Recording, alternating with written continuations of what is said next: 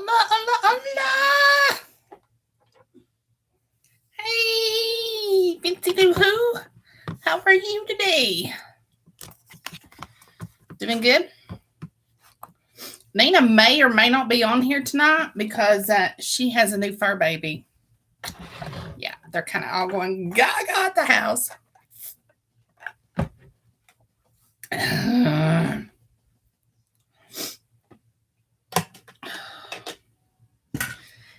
That good man of mine gets up to 70 and he goes and turns the air conditioner wide open, and I'm about to freeze me to death.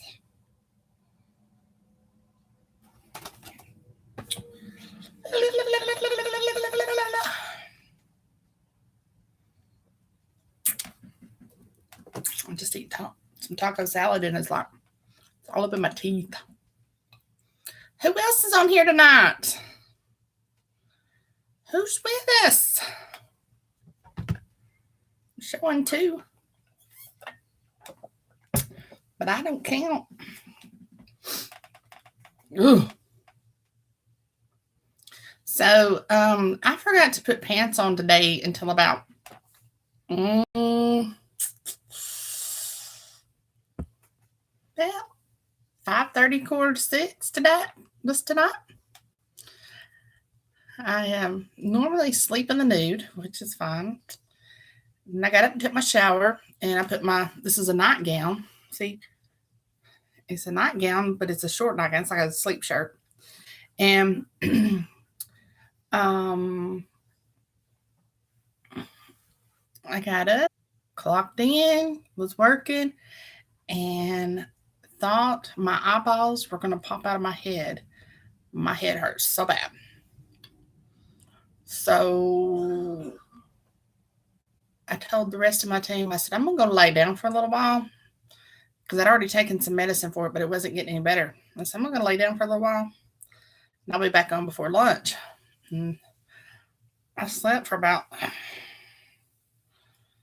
I clocked out at 8:30 and clocked back in at noon. So slept that entire time basically. It got better.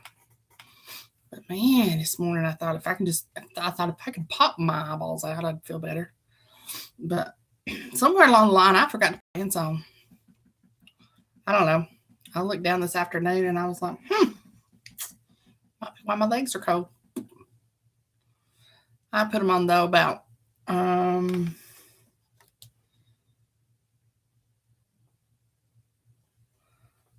I started yet.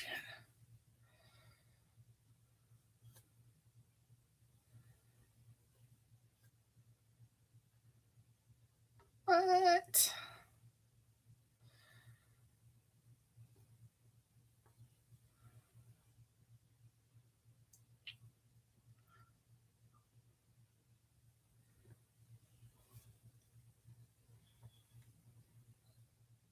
My phone's acting up probably because I had too much crap opened on it.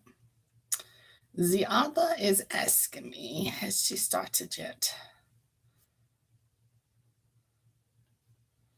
Just getting ready to. Oh, honey, quarantine casual, don't even get it. I put my hair up in this ponytail, pigtail, bird spread, whatever. I don't even know what it is.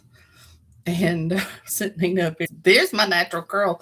I had like these big curls that were just like wavy. It's not quite long enough to curl yet, but it sure is wavy.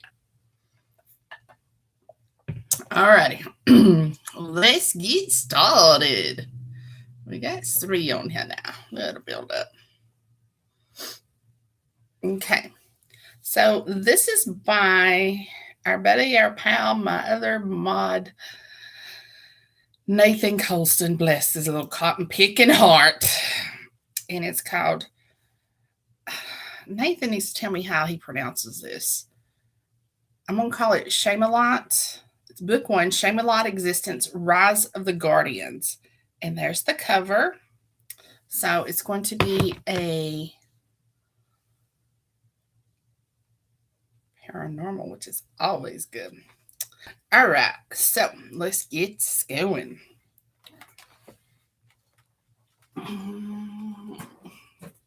That will help. A ray of light shone. This is a prologue. Ah, this is my buddy. Sheamalight. Sheamalight. Oh, yeah, because that's not an English word that's easy for me to say. Sheamalight. Sheamalight. Please tell me I don't have to say that a lot in here, and we'll still be friends. Prologue. A ray of light shined down from the sky on a moonless night. As the light started to fade, it changed into a beautiful woman. Aw, I didn't know you wrote a book about me. She groaned out in pain as she started to fade. See, I'm always saying. Placing her arms under her, she thought, where am I? How did I get here? What is happening to me? As she used all her strength to push herself up. Suddenly, she felt her body being shoved downwards, her chest and stomach hitting the ground, her legs spread. Before she could say or react to what was happening, she gasped. I hate that word. Gasped out loud as a sudden hard thrust collided with her butt. Ooh, butt sex. She felt something go into her. See, I told you. The pain that covered her body went away. The transparency that her body was taking stopped. She moaned out with pleasure as a hard, sudden thrust pounded next to her skin. Feelings that she had no words for. This is all in the second paragraph, y'all, okay? Second paragraph of the book. She moaned out with pleasure as hard, sudden thrust pounded her next to her skin. Feelings that she had no words for came to her body. Whatever it was brought enjoyment to what she was feeling and warmed her insides. As it was grabbing her and ramming her, she was frightened but couldn't control her feelings. Moisture flowed from the place where something was moving in and out of her but never completely leaving her. What is this? She thought, her body rocking with every thrust as she continued to heat up on the inside. Then, as suddenly as it started, it stopped. A loud cracking sound filled the air from behind her. The weight that shoved her down was lifted. Whatever was inside her came out, and she heard a thudding sound as she rolled over as fast as she could. Her body shook with fear. He stood 6 foot tall, weighed 200 pounds, and short curly black hair, his arms slim but muscular. He had a look of pure hatred on his face. Uncontrollable rage glared in his black eyes. A hissing sound came from him as his nostrils moved in and extracted outwards with each breath. Her body shook with fear while he shook from anger. Tears flowed from her eyes as he knelt. She was too afraid to move. Without a word, he touched the place where the other being had been ramming something in her. As he pulled his hand back, there was red liquid on his hand. Who are you? Where am I? What is that on your hand? She gasped out with a trembling voice. He sighed as he reached up and touched the side of her face with the other hand. Okay, everybody in unison, I want you to say the word gasp with an ED, like past tense.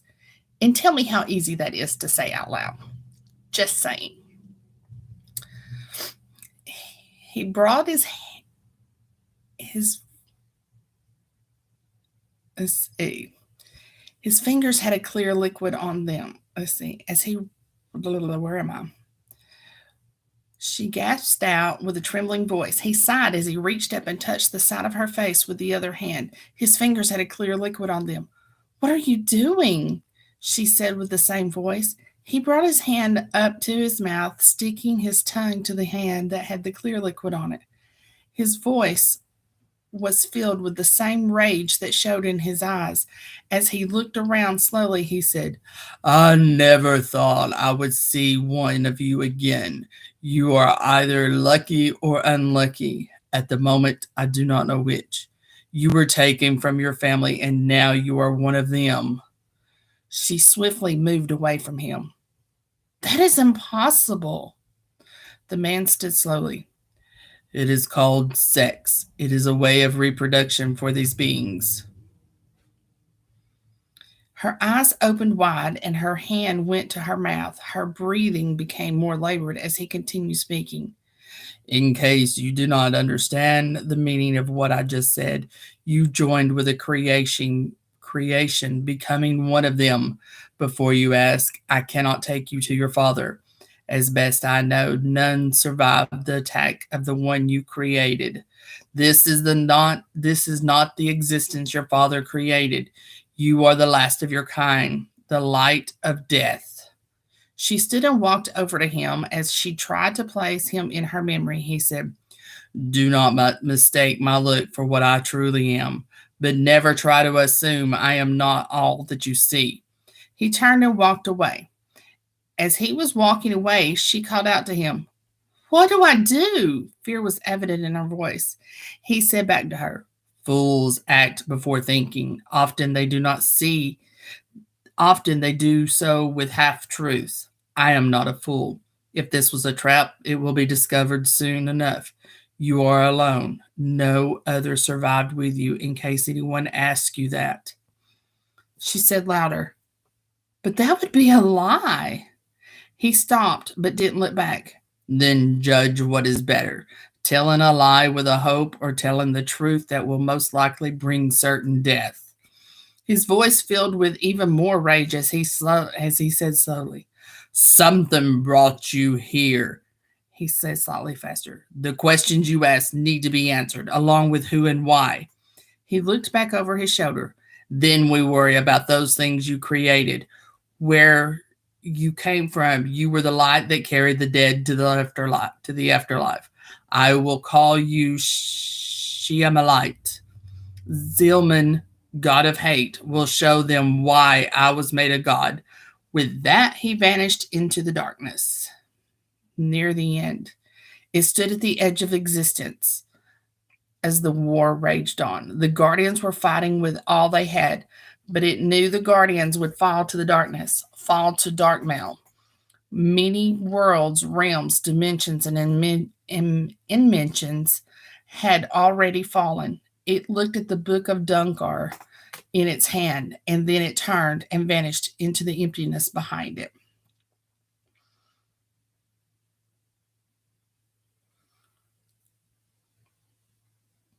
Fancy, why are you damning? What did I say? I didn't follow. I don't know when you put that up there. A new ending.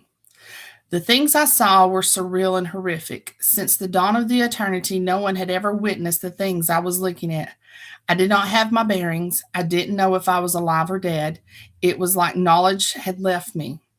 I didn't know if I was standing or lying. I didn't know if I was in the air or on the surface. I was standing in the midst of raw confusion. Nothing made sense. I was surrounded in darkness, but it was a strange darkness. Yet, while I was engulfed in the darkness, I could see a great distance. I saw what resembled a giant library. I saw books, scrolls, notes, notepads, notebooks, all different sizes and shapes. They all glowed with a hint of light, but not enough to say that light was around it. Everywhere there was supposed to be something was replaced with the notes or books. They were placed where stars, worlds, rocks, and moons were. The thought came to my mind, the books were the books of life. I do not know if my heart pounded with fear or if it simply... Okay, got it. I couldn't remember what I said. They all glowed with a hint of light, but not enough to say that the light was around it. Everywhere there was supposed to be something was replaced with the notes or books. They were placed where stars, worlds, rocks, and moons were. The thought came to my mind, the books were the books of life. I do not know if my heart pounded with fear or if it simply stopped at what I saw. The first thing I noticed in the darkness was that the books, pamphlets, and notepads were disappearing. I wondered how this was happening. In a great distance, I saw several rays of light making a wall, or so it seemed. Behind the wall of light was one shimmering light. The rays of light were being consumed by the darkness. It appeared as if the shadows were destroying the lights. The light behind the wall looked at me.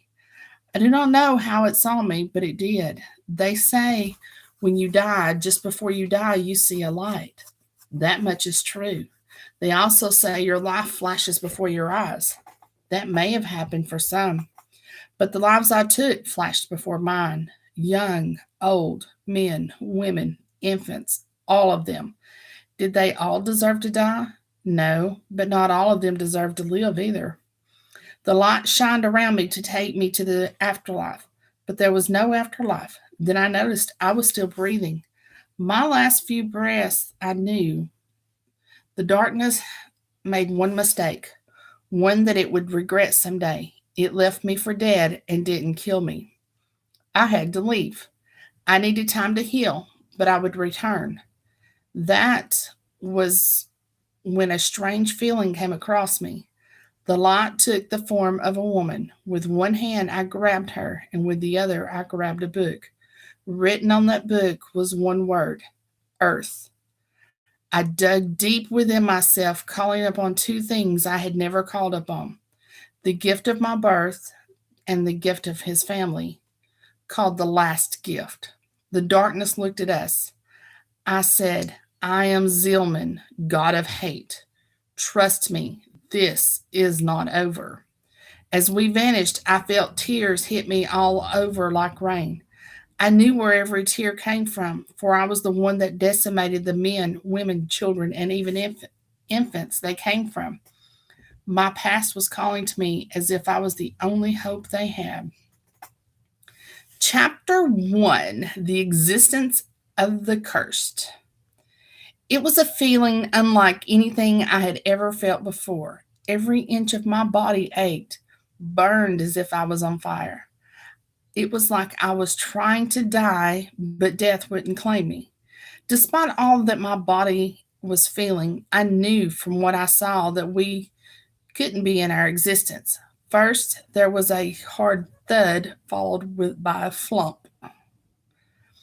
I was about to say, what the hell, when the pain of me hitting the ground and of her falling, her ass on top of me, struck me. The thought of, I wish I had a boner, bitch, came to mind, followed by a pain that went down to my very core. This is the end, I thought. My aura was being erased, along with my soul and spirit. I had fought so many battles that the fear of death or even being erased from existence didn't bother me. I guess knowing it was the end, the real end, made me soft. I looked into her eyes and saw fear. The only thing I could do was comfort her that she was being erased alone, that she wasn't being erased alone. I took her hand and the fear left her eyes. I saw what looked like shadows dancing around us and I drifted off into blissful darkness. As I exhaled, that was my last breath.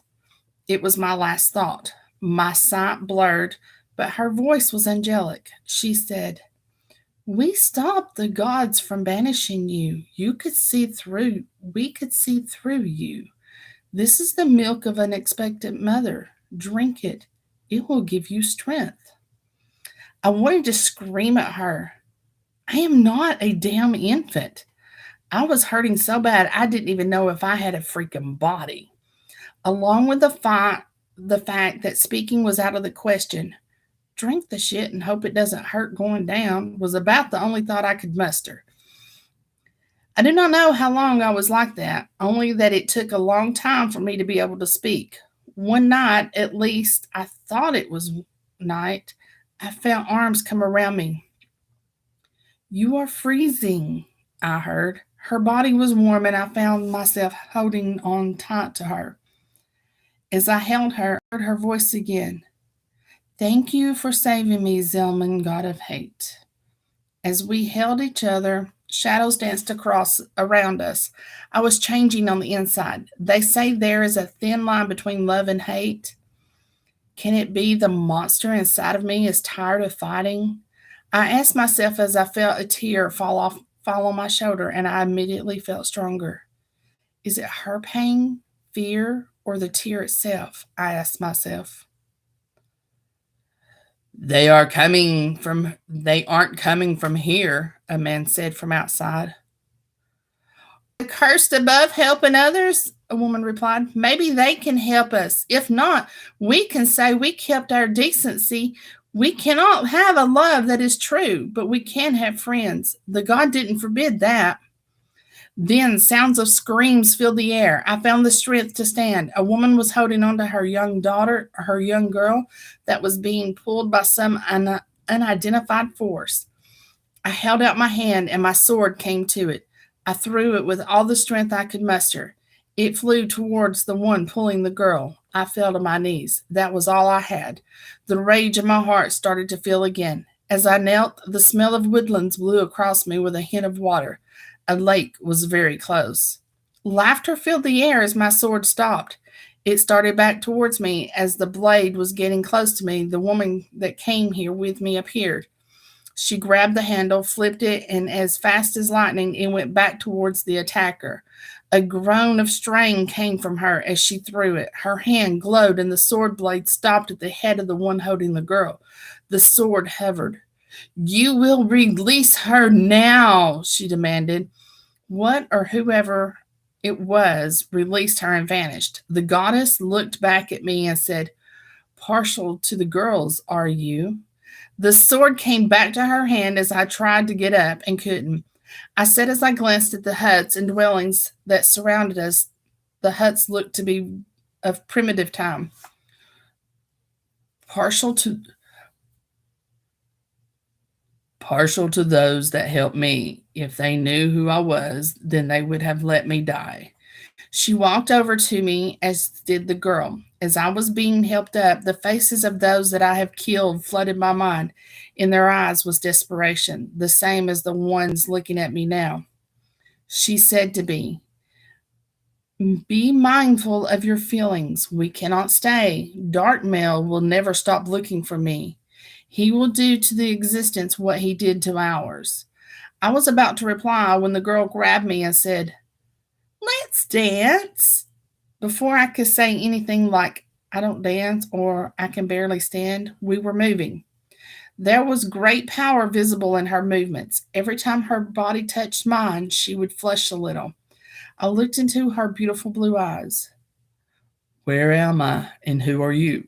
Before she even spoke, it was in that moment I knew I stood in the presence of those who would become my greatest friends, a word I never thought I would say again. She smiled, revealing pretty white teeth. I have many names. If you survive, maybe I will tell you one. You and the one you and the one you and the unknown goddess fell from the sky. The world is called Earth. This is our village. It is called Morgadon.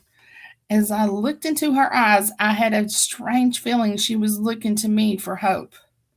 Hope of what I didn't have a clue. It was strange. A young boy that looked her age appeared and stood next to my back. Others started dancing around us. I wouldn't have believed the power that came from them if I hadn't felt it. Hey, Miss Jackie. Without turning away, she shifted her glance. Then she looked back at me and kissed me. I said, Sheamalight, what did they do? Oh, Sheamalight, what did they do to me? What did you call me? I replied. Sheamalight, you were the light that came to me in the darkness. You were the reason I could leave. So you are my light. Sheamalight.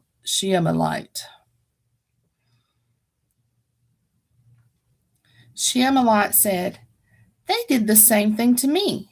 There is power in their dancing. Wait a minute.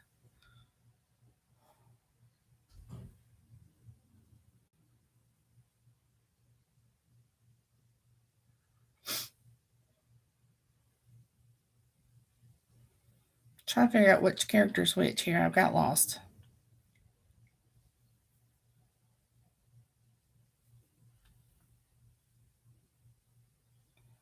Nathan?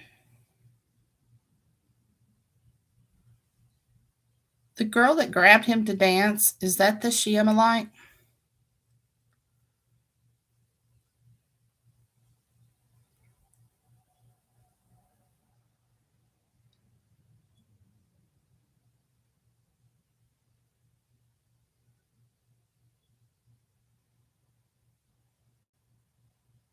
Okay.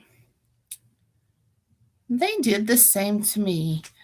There is power in their dancing. Remember what I said. Do not get close to them. There was something in her voice. I laughed. No problem there. I believed that until the young girl looked back at me. Several days and dances later, I was nearly at full strength again. I started training my mind and my body for battle.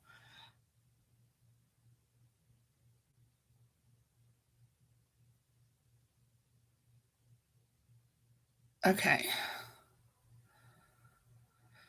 Okay. Then I'll change my voice.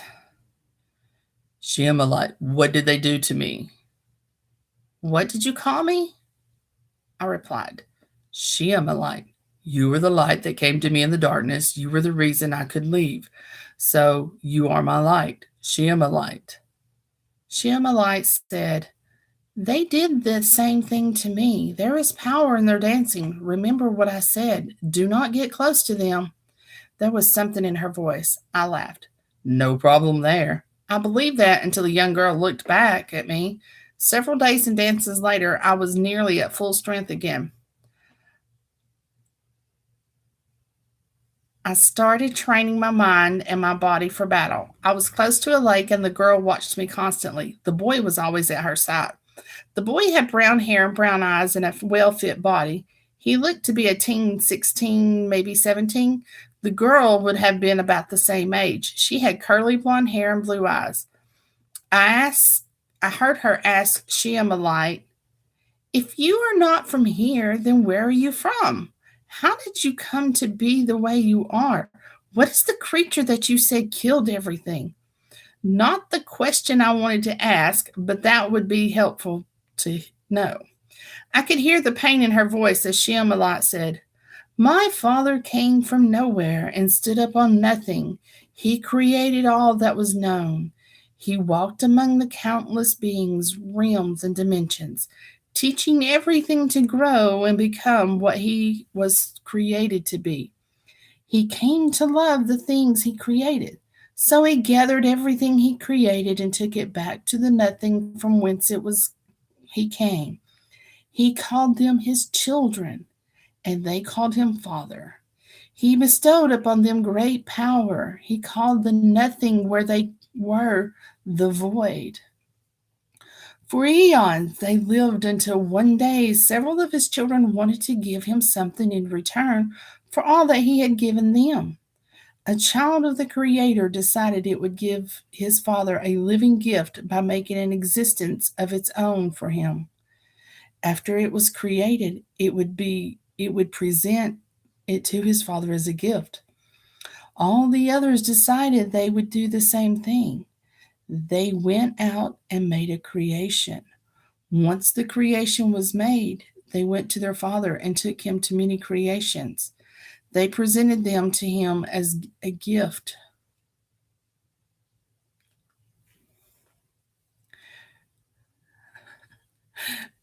The Creator was so surprised that he hardly said anything as he walked among all the creators. He thanked his children and went back to the void, giving the creations time to grow and to become what they were created to be. His children mistook his silence for disappointment. They spoke among themselves of what happened as their father walked among the creations. One said, Father liked mine the most. Another said, Father blessed mine more than all. It was then one said, let us not fight over this. I know a way that there will be no dispute about which one Father liked and blessed the most. Another child said, how would you know such a thing? It said, simple. We command the creations to fight each other until only one remains. That one will be undoubtedly the one Father loved the most. The children all agreed that would be a sure way to discover which one it was. The children commanded all the creations to fight. When the wars were over, a victory emerged. Many of the others grew angry, and one said, the contest wasn't fair. Let them fight over again, and you will see that yours is not the strongest. The wars started over, and another was the victor. The wars went on and on for many eternities. An eternity is the beginning of life until life is no more. With each war, the children would torture, change, and add power to help their own creation be the victor. One creation among them finally became nearly as powerful as its creator. It took its kind and fled. It thought they were alone to live in peace. The father of its creator found it. My father looked at the past and saw what his children were doing. He went to them and destroyed all the creations they had made except for one. He destroyed all the kind of that one that came to the void, but he spared the one that had been the victor.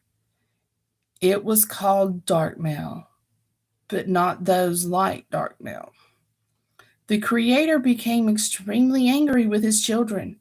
He forbade them to ever create anything again. The only survivor of the wars got mad. It felt like more should have been done, but he said nothing. As time went by, my father grew more curious. What would have they become? It wasn't right to punish them. After all, they only did what their Creator commanded them to do. He would undo what he did, but this time my father would see to it that none of his children would do what they did before. Darkmail's revenge. That was when she paused and said with even more sorrow, He came from nowhere and he stood up on nothing. He called to him one of his oldest children. He said, I want to create all that I destroyed, the countless realms, dimensions, worlds with countless beings. I will give creation free will and a hate with a destiny they can shape with their choices. I will hold off death to give every creation a chance to grow in many ways. I will send my children to teach each creation how to grow in numbers and wisdom, to teach them in all ways. To surprise us with the countless accomplishments the creations will partake in, I will hide the future from all my children. I too will. Okay, let me go back. To surprise us with the countless accomplishments the creations will partake in, I will hide the future from all my children. I too will not look into the future of any creation, so I will be surprised as well. Each will be part of three realms: a physical realm to hold a body, a spirit realm, and the home of the living souls. Oh, it's a spirit. Is it spirit or spirit? A spirit realm and the home of the living souls. The spirit realm will connect the physical body and a soul that sleeps. When the bodies die, the spirit can rejoin another body. The soul will wake and go to a place to start life anew. I will call that place the home of the eternal soul. Very few of my children will cross the divide and go there. The body will waste away. If a creation angers me, I will not destroy the creation. I will simply turn my head from the creation, and it will be in the darkness from my eyes. Fate and destiny will keep them. Each realm that falls into darkness, I will send a child of mine to watch the realm. Very few of my children will have power out of my sight. I will make watchers to record all that happens out of my sight. So if the day comes that the existence should be no more, I can see what happened. The existence will have guardians of great power in and out of my sight. If a creation falls from my sight, if my children wish to stay, they will be immortal until they join with the creation. Then they will become one of the creations they joined with. As he spoke, his words came to life, and that was the first day of creation as most know it. He created all things that are known and things that are unknown. A child of his came to him on that day, and he looked at his child and said, Go to the ones that you are meant to teach. His children went out to the countless realms and countless worlds, and they taught all the creation. Dark male went to his kind and was among the first to fall out of the sight of the Creator. Once they were out of the sight of the Creator, dark male took his kind and left the existence. He vowed to his kind he would avenge those that were tortured and destroyed by destroying the one that created them and tortured them without mercy, measure or mercy. Sheamalight's voice grew distant. I created Darkmail.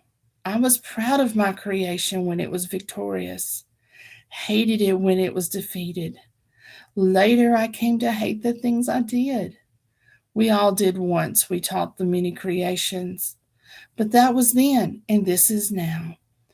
I could defeat it if I could fight, but my father's words forbid me to do anything other than teach, even with him gone. The girl with a hopeful tone said, Maybe we can help. Sheamalight smiled. You have helped enough. You are very grateful for all that you have done. We are very grateful for all that you have done. The girl spoke low, unaware that I'd heard. I love him. Maybe he can be my soulmate. A love more powerful than the curse, or even an unexpected love that would be better, the strongest kind of love.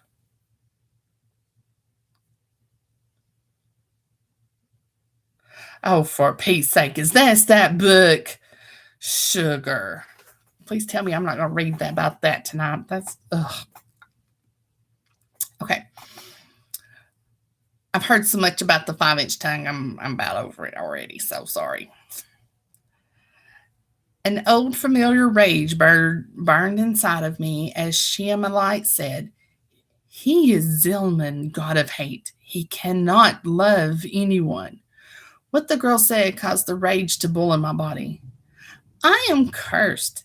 That means I am full of hate. I hate that I cannot love who I want. I hate my life, and I hate that there is no hope. He can love me. I know he can.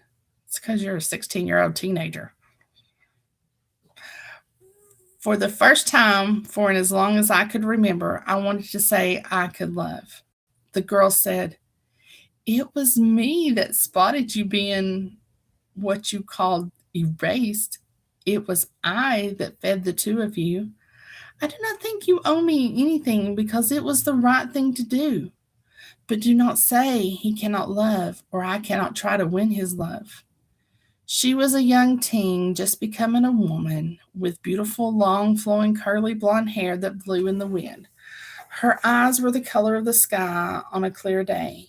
Her body was well toned. A man would be a fool not to admire the beauty that shined within and without. His life is not what he thinks. His life is not what he thinks it is, Sheamalight said. He is very powerful. That I will give him. He thinks he is a creation, but he is not. He thinks his family are members of mine. They are not. The ones he calls gods are not gods at all. They are creations of my Father. That was when a greater understanding that something wasn't right came to me. I do not care what he thinks he is or what he actually is. I love him for him, the girl said with honesty in her voice. She paused for a moment.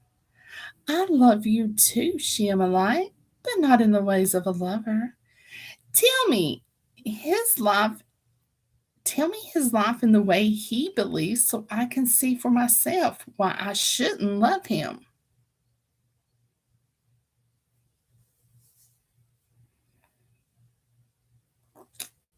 Good. There was a child of his who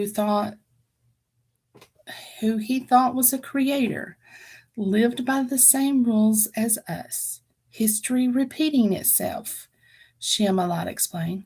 She gave birth to twin boys. One was called Hope, the other Freedom. That was how his kind came to be. Another child of the Creator also gave birth to a female. She was called Zion. It was then the fates of his deemed them to be a race of beings. Others of his kind were very weak, so they called him neo-gods, meaning nearly a god. His parents were called gods. The one they called the Creator blessed the ones born of his children and human with very powerful spirits. Freedom was given the gift of wisdom. Hope was given the gift of a very powerful warrior. The Creator forbade them to use their gifts against the beings called humans. But when Zion was born, he didn't say anything. So from that moment on, the neo-gods were not bound by the same limits as hope and freedom. Because just like here, it is a female that brings life. I find it strange that this is another existence, yet many things are the same as our own. But anyway, this is what happened. As she spoke, it was like I was living her story and remembering her words all at the same time. Okay, I'm going to go ahead and read chapter 2. Chapter 2, The God of Hate. Hope was on his way to Atlantis when a man stopped him. "Oh, thank the stars I found you. Help us, please. Hera is attacking my village and it is in ruins. She sent man-beast," the man said with a frantic voice. Hope sighed. "I wish people would make a god for themselves. I grow tired of this. People want me to save their homes, their villages, towns, and dwellings, and I have not seen mine in many years." The man stood watching in disbelief as Hope didn't say anything else and walked away. How does one make a god? He thought as he looked back at the black smoke rising in the air as his village burned. Some neo-gods are not like others. They help humans.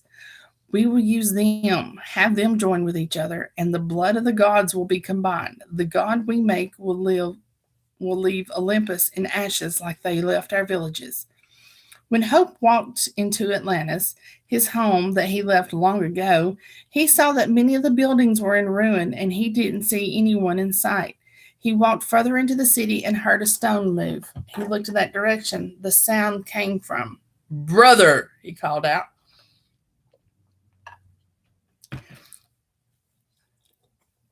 Freedom turned towards the direction the sound came from. "Hope," after seeing his brother, he looked around again. "What happened, brother? Did dragons, neo-gods, or your aunts and uncles attack while I was gone?" Freedom asked. "I was about to ask you the same thing. You sent word that you were returning. A man came to me and begged for help. I went to help him. I just now returned." "I never made it back, brother. I've been meaning to send word that Ares attacked the village with warlords. I was helping them," Hope explained. "I only got that settled by the last full moon." Freedom spoke with a trembling voice of anger. "We will not leave our city unprotected again. If anyone wants our protection, they will come to us. We shall not go to them," Freedom said with a demanding tone. The man walked into his village. Mynae lay dead on the ground. The survivors stood around looking at the carnage. The gods were ruthlessly treating humans as if the pain and suffering was enjoyment for the gods. It was then they began to travel searching for others like them. They would do what Hope said. They would make a god of their own. They would make a god more powerful than most of the heavens by joining the bloodlines of all the gods. Several years later, Artemis was tricked by one of her priests she joined with the man to make her second mate. She discovered the man was part of a plan to join the bloods of the gods and that he cared nothing for her. Later, she had twin boys. The firstborn she called Zilman, and the second boy she called Zophe. She hid them both from their father. She told Hope of the plan, and Hope went and killed the ones he could find. That was part of the plan. The world back then was a more mystical place in age. Many creatures dwelled on and within the world. Hope and Freedom took the youngest, Zophe. Zion took Zilman. Shortly after, Aphrodite had another child she named Cupid. Cupid was the last protected neo-god to be born. It was in those days that fates, destiny, and the many changes, such as winds, sands, rivers, and flames, began to wield a magic that would forever shape the human race.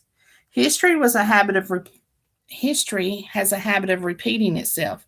In a time that the world would come to forget, many humans led the trolls in a trap that killed most of them. The entire world was at war. Neo gods were starting to hide from the humans after a major battle lost at Camelot. It was a world of war. Everything and everybody was fighting. The only two that weren't fighting each other were the dragons and trolls. The same time Zilman and Zophei were born, something happened that no one saw. A neo god woman joined with an Enoch man, thinking the Enoch was a god. The girl asked in a curious tone, "What is an Enoch?" "A creation of my father," Sheamalight said as she paused for a moment. "Many beings in existence held great power and knowledge. However, not all were creations. Some were products of evolution. Others were products of science made by creation. The Enochs looked identical to humans, very similar genetically to man, but nothing like man in appearance. At first, when we arrived here, there that was what I thought you were. It is complicated and confusing. The tale is far longer than you would live to hear it all." Sheamalight continued to tell the story. She related how a woman Neogod had a baby girl that she named Adelina. As soon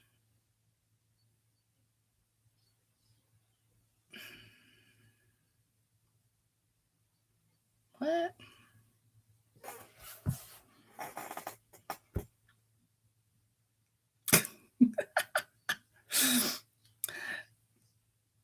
Sheamalight continued to tell the story. She related how a woman Neogod had a baby girl that was named Adelina. As soon as she gave birth to the baby, Adelina's mother was killed by the same people that raised Adelina. Since Artemis discovered the plan, she hid Zophei and Zilman. No, you're fine. I was just reading the comments.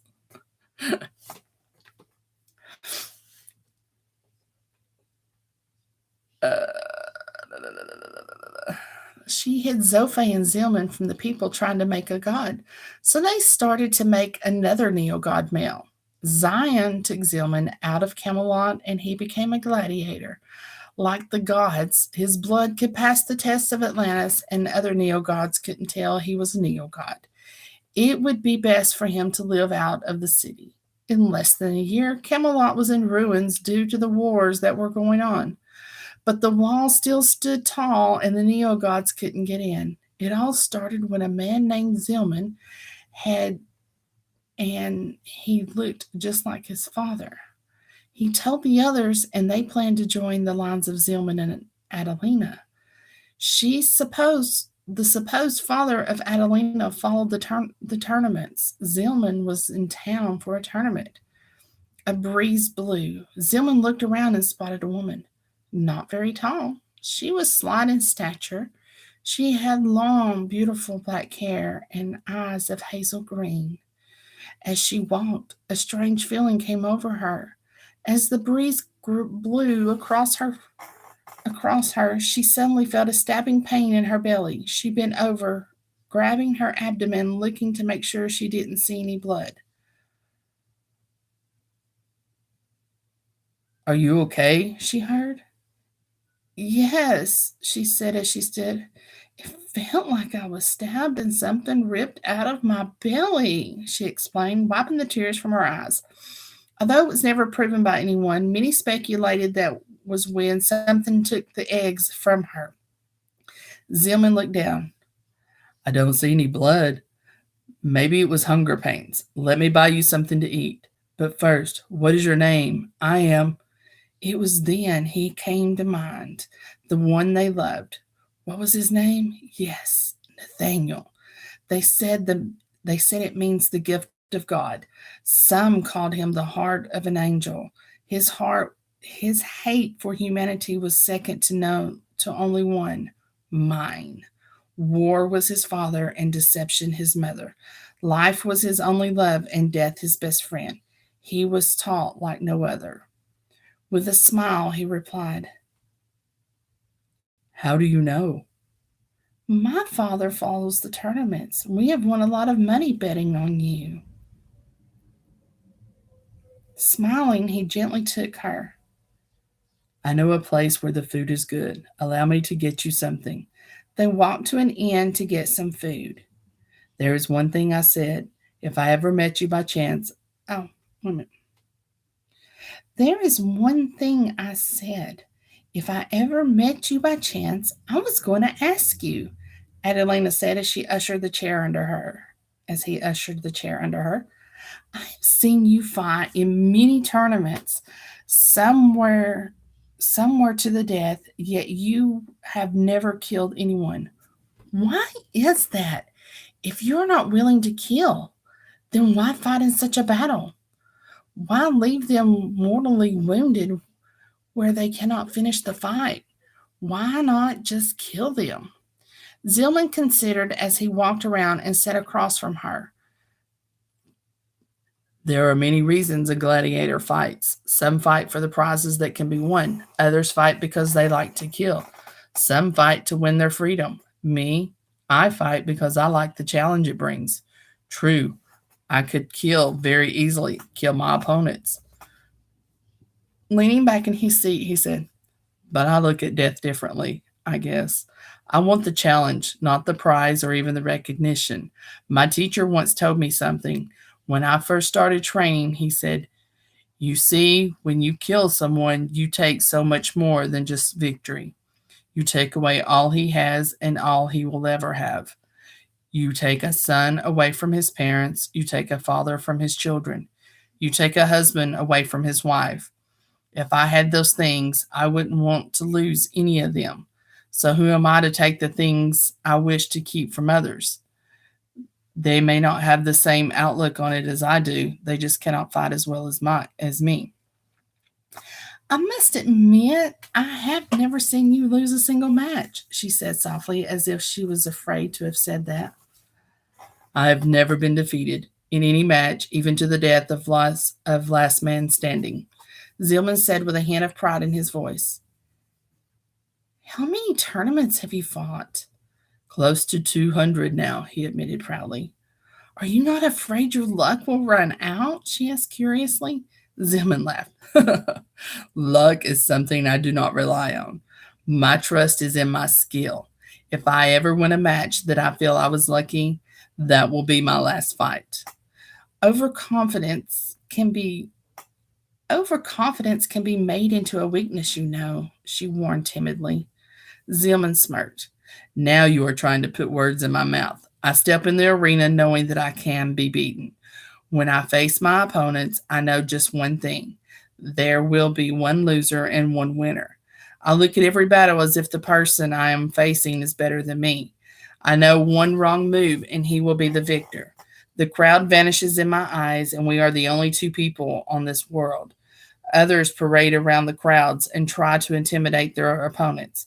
I know the rules, one winner, one loser. I do not want to be the one lying on the ground soaked in my own blood. Sounds like you have a focused mind on the task before you. Have you always been that serious, or is it something that came to you in one of your fights? Zilman looked away. That is something I have done in every fight I have ever had, in or out of the arena. Adelina sensed she said something wrong. I have enjoyed myself, but I must be getting to my father. I have been gone a while now, and I do not want him to worry. Good luck in the tournament tomorrow. We haven't eaten yet. I'm better now. Thank you, she politely said. Do you think I can see you after the tournament? Adelina smirked. Depends. We shall see. Depends on what?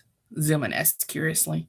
She laughed slightly and said, If you survive or not. She smiled as she walked away. Zilman had an amused smile on his face as he watched her leave. The next day, Adelina and her father went to the tournament. Adelina moved to the edge of her seat with an intense look upon her face. Her gaze shifted to Zilman, her heart pounding in her chest from the moment she had talked to him. Her thoughts had been on him. He walked with a confidence a few feet away from the man that would be his killer if he was to lose. A serious look was upon his face. The words he said to her gave meaning to his stance and his posture. He lowered his head and shifted his eyes upward, spinning one sword around with his wrist going up the back of his arm. In the other hand, the sword was held downward. He wore pants made of thick leather with no shirt, his muscular body proving he would not be easily defeated. His opponent wore a metal armor chestplate shield on the left arm with a helmet of steel. His eyes locked upon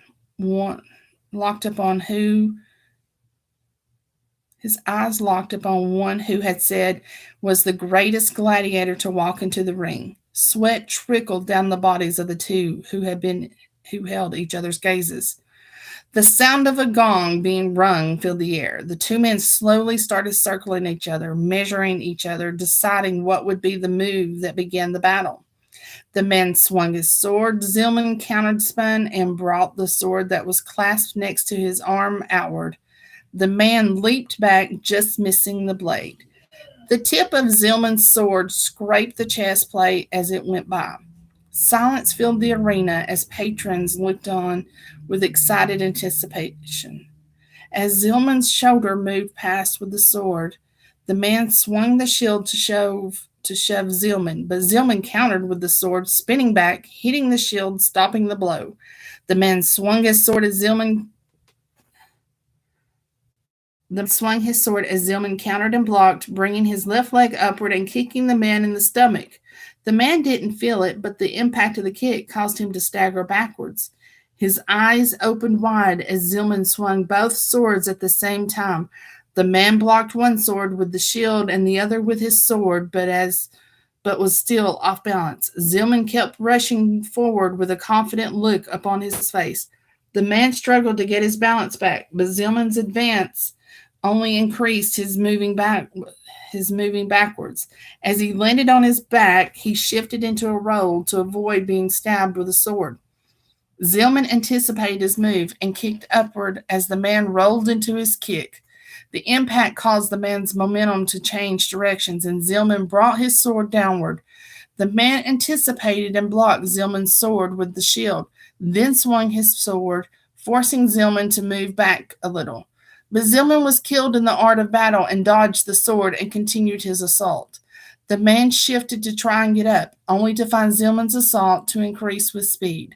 The man knew he was in a dangerous place. His heart pounded and tingled with fear, as it was all he could do to block Zilman's attack. The man scrambled to get up to one knee, but from seemingly nowhere, his head went forward and he found himself face first on the ground. He began to move, but as he did, sudden sharp pains from the back in both shoulder blades came piercing through his shoulders, and he screamed in pain. His hand couldn't hold the sword any longer.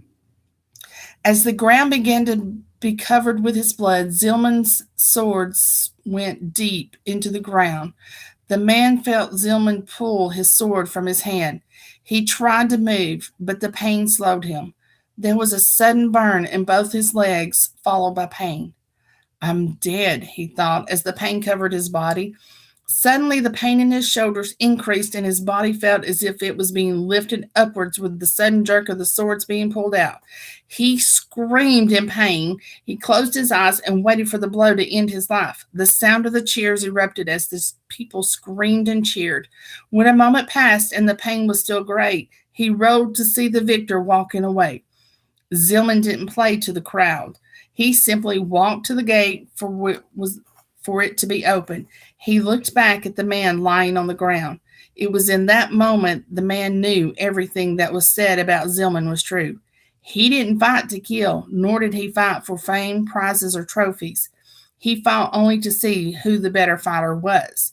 That man couldn't raise his arm. The man couldn't raise his arms, nor could he stand. The battle was over. The gate opened, and Zilman walked out the victor.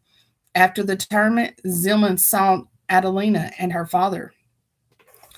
After several years, Zilman and Adelina had become very close. The people that were close to the plan to create a god wondered how they were going to get the baby from them. They could pass every test in the test that the humans could, but following their family's line, they knew they were neo gods. The child they would have would be the god.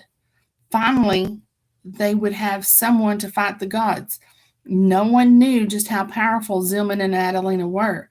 As far as it was known, neither of them ever used their gifts. Adelina and Zilman became mates, and she was soon with child. Zilman heard about a tournament a man who owned some land was holding. The prize of the tournament was half of the land. Zilman took Adelina and he went to the tournament. He had told her this would be his last fight. Several men decided they would kill Zilman at the tournament. When his back was to them, they would shoot him in the back with an arrow that had elvish steel on it. Then they would wait until Adelina had her baby and kill her and take the baby. Zilman and Adelina made it to the village. Zilman used nearly all the gold they had to pay for the room. He had stopped competing as much since they were together. Adelina was starting to show her pregnancy. She hated to see him in the arena fighting.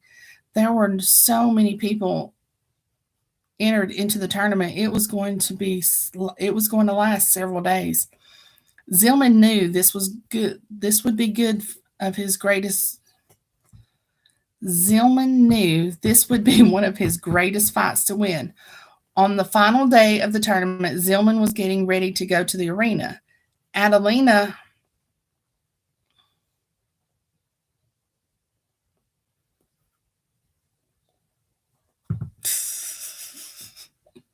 You guys are awful. Oh my gosh. Zilman knew this would be one of the greatest fights to win. On the final day of the tournament, Zilman was getting ready to go to the arena. Adelina informed him, I am not feeling well. You go without me. I will come later. Maybe I will feel better then. Grabbing his sword and belt, Zilman said, This will be my last battle, my love.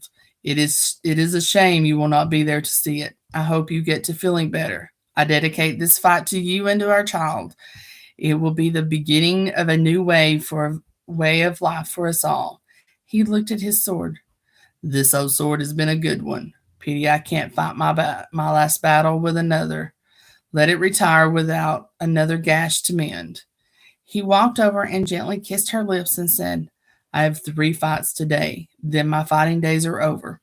She kissed him and he said, I will be waiting for you, my love. She smiled and he walked out of the room. As the door closed, she rushed to get dressed and left the inn. As Zilman was fighting his first battle, Adelina took the last of the gold they had and went out to the village looking for a new sword for Zilman. She went to many shops. She saw many swords she wanted, but did not have enough to pay for them. She walked into a smaller shop where she saw an old woman. Looking around, she saw a sword that she wanted, but there wasn't a price on it. Adelina touched the handle. The blade shined and the steel looked different from the others. The woman was Artemis, using a glamour spell to cover her appearance. That that is a fine blade, my child. How much do you want for this sword? Adelina asked as she looked towards the old woman. The old woman smiled cheerfully. She said, 2 gold coins. Adelina reached into her pocket and pulled out the coins, which she handed to the woman. The woman took the coins as she lifted the sword. She walked over and placed the sword in a sheath that was connected to a belt. A fine weapon for a great warrior, the old woman said as she handed it to Adelina.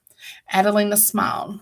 The greatest warrior of them all. She hurried out of the small shop. Adelina turned the corner from the shop. The shop vanished, and the 2 gold coins appeared back in her pocket. Zilman was on his second match as Adelina started making her way to the arena. She was walking down the street close to the arena when she saw 2 men she knew were neo-gods. She crossed the street, and the neo-gods saw her and how beautiful she was. They crossed the street in front of her. She turned down a small path between 2 buildings. One of the men followed her. The other changed directions and ran down another small path to get in front of her. She started running from the Neo-God behind her when she saw the Neo-God walking towards her.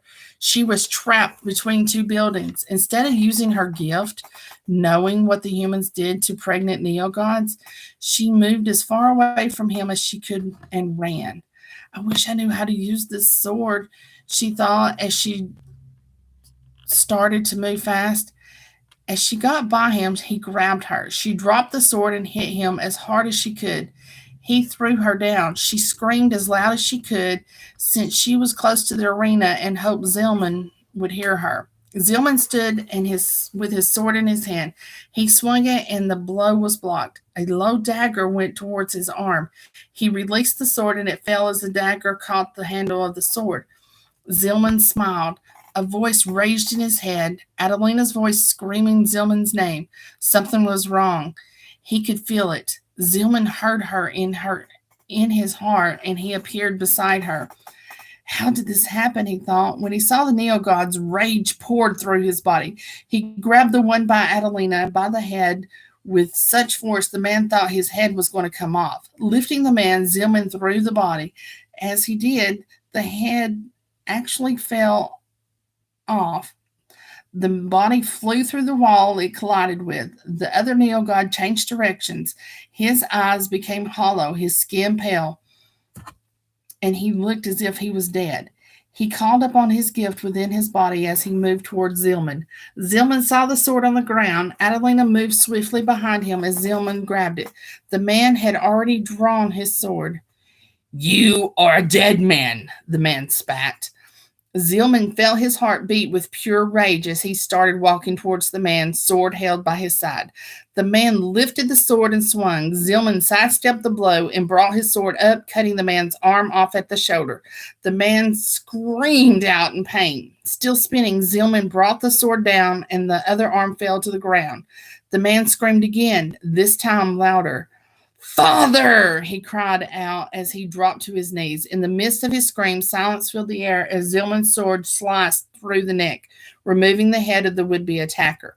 His body trembled with rage. He turned towards Adelina, rage showing on his face, but his words were calm. "Are you okay?" he asked. The man Zilman had just killed was the son of Dionysus. The god appeared and saw his son in pieces. Adelina's eyes opened wide, and she screamed, "Behind you!" Dionysus started to attack Zilman, but Zilman was nearly as powerful as him and was the much better fighter. So Dionysus called on his brother Ares. Ares looked up on the earth. That fool knows he doesn't know how to fight. He vanished, and as he appeared behind Zilman, he balled both his hands together, and his hands hit Zilman in the center of his back between the shoulders. Zilman flew forward and hit the ground with such impact his body sank deep underneath it, leaving a hole. Dionysus looked at Ares and smiled. "Thank you, brother." Ares returned the smile and was about to scold him when suddenly Ares was hit under the chin, knocking him high in the sky. Zilman spun, backhanding Dionysus. Two thunderous sounds filled the air, one with each blow. Knowing fighting the gods close to Adelina could be dangerous, Zilman reached and grabbed his sword that he dropped. As Ares hit him, Adelina's eyes opened wide when Zilman vanished. I'm going to find a stopping spot here. My throat's getting sore.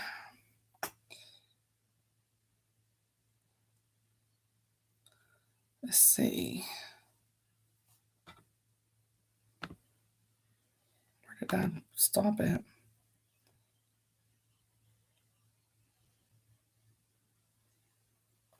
Ares came crashing down to the ground a great distance from where the fight started. As he crashed to the ground, a large cloud of dust, dirt, and rocks spewed up into the air. Zilman appeared by the hole, his head lowered and his eyes raised. A gaze of pure rage set upon his face. Ares had a smirk on his face as he wiped the dust from his clothes. They stood in silence for a brief moment. Without a word, the two began fighting. The fight shook, separating the land. Artemis went to them and tried to get them to stop fighting because they were tearing the world apart. Aphrodite, seemingly appearing out of nowhere, did the same thing, but they wouldn't listen. Aphrodite went to her father, who came to the world, and shouted, "Stop it, you! Stop it, both of you!" Ares and Zilman were powerless to move. The creator looked around and he got very angry at his children that were on the earth. Then her father summoned all of them on earth. They appeared where he was. Hope, Freedom, Zion, Cupid, Adelina, and several men who appeared were there. Zilman still couldn't move. The creator looked at his children and said, Can any of you tell me what has happened here? Zilman started speaking, but the creator shouted, "Silence! I will deal with you in a moment." He looked at his children and he said, "None of you can tell me what happened here." He turned and looked at the men and he said, "So you want to create a god, do you?" One of the men pointed at Hope. "Long ago, he told a member of our village to create a god of our own. He wouldn't help us, and our village was destroyed by the gods. What were we to do?" And I'm going to stop there because my voice is just about gone, y'all. So, ooh, Nina, you go, girl. 99 cents. Alrighty. And tomorrow night is Jace by April and Baker. Great book, Nathan. There goes my voice. Alrighty, you guys go get it. Rise of the Guardians, Sheamalight Existence. 99 cents on Amazon. Alrighty. You guys have a good evening. Oh, Lord, Nina. You're welcome, my darling Nathan. You're so welcome. Alrighty. You guys have a good night and happy reading. I'll see you tomorrow night, same place, same time.